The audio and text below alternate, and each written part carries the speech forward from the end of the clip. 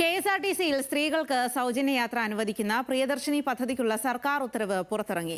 സാമ്പത്തിക ചെലവ് പൂർണ്ണമായും സംസ്ഥാന സർക്കാർ വഹിക്കുമെന്ന് ഉത്തരവിൽ പറയുന്നു. പദ്ധതിയുടെ കാര്യക്ഷമത പരിശോധിച്ച് തുടർ പ്രവർത്തനങ്ങൾ ആവിഷ്കരിക്കുമെന്നും റിപ്പോർട്ടിലുണ്ട്.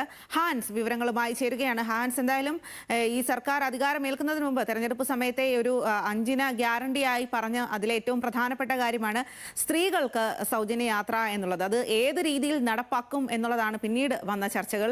അതിലിപ്പോൾ സർക്കാർ പുറത്തിറക്കിയിരിക്കുന്ന ഉത്തരവിൽ എന്തെല്ലാമാണ് പറയുന്നത്?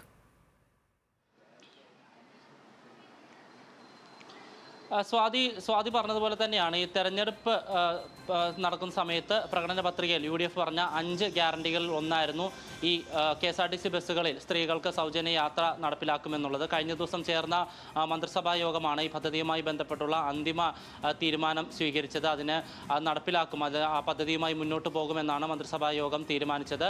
അതിനോടൊപ്പം തന്നെ ഈ പദ്ധതിക്ക് പ്രിയദർശിനി എന്നുള്ള പേരിടുകയും ചെയ്തു. ഇത് നടപ്പിലാക്കിക്കൊണ്ടുള്ള ഉത്തരവാണ് സംസ്ഥാന സർക്കാർ ഇപ്പോൾ പുറത്തിറക്കിയിരിക്കുന്നത്. ഈ ഉത്തരവിൽ കഴിഞ്ഞ ദിവസം മുഖ്യമന്ത്രി പറഞ്ഞതുപോലെയുള്ള പരാമർശങ്ങൾ തന്നെയാണ് ഉള്ളത്. 15-ാം തീയതി മുതൽ ഈ പദ്ധതി സംസ്ഥാനത്തെ എല്ലാ KSRTC ഓർഡിനറി ബസ്സുകളിലും നടപ്പിലാക്കും. സ്ത്രീകൾക്ക് പ്രായഭേദമന്യേ സ്ത്രീകൾക്കും ട്രാൻസ്ജെൻഡർക്കും സൗജന്യ യാത്ര ഉറപ്പാക്കും എന്നാണ് ഈ ഉത്തരവിൽ പറഞ്ഞിരിക്കുന്നത്. അതിനോടൊപ്പം തന്നെ ഈ പദ്ധതിയുടെ നിർവഹണ ഫലവും നടപ്പാക്കൽ രീതിയുടെ കാര്യക്ഷമതയും പരിശോധിച്ചതിന് ശേഷം തുടർ പ്രവർത്തനങ്ങൾ ആവിഷ്കരിക്കും എന്നുകൂടി ഈ ഉത്തരവിൽ പറയുന്നു. ഈ പദ്ധതിയുമായി ബന്ധപ്പെട്ടുള്ള സാമ്പത്തിക ചെലവ് പൂർണ്ണമായി സംസ്ഥാന സർക്കാർ വഹിക്കും. KSRTCക്ക് ഉണ്ടാകുന്ന ബാധ്യതകൾ അത് സംസ്ഥാന സർക്കാർ ഒഴിവാക്കി കൊടുക്കും, അല്ലെങ്കിൽ സംസ്ഥാന സർക്കാരിൻ്റെ ഭാഗത്തുനിന്ന് ഇതുമായി ബന്ധപ്പെട്ടുള്ള പിന്തുണയുണ്ടാകും. കൂടാതെ ഈ പദ്ധതി നടപ്പിലാക്കുന്നതുമായി ബന്ധപ്പെട്ട് വലിയ സാമ്പത്തിക ബാധ്യത KSRTCക്ക് ഉണ്ടാകും.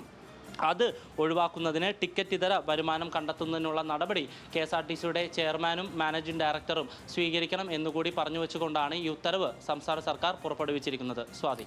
ശരി ഹാൻസ്.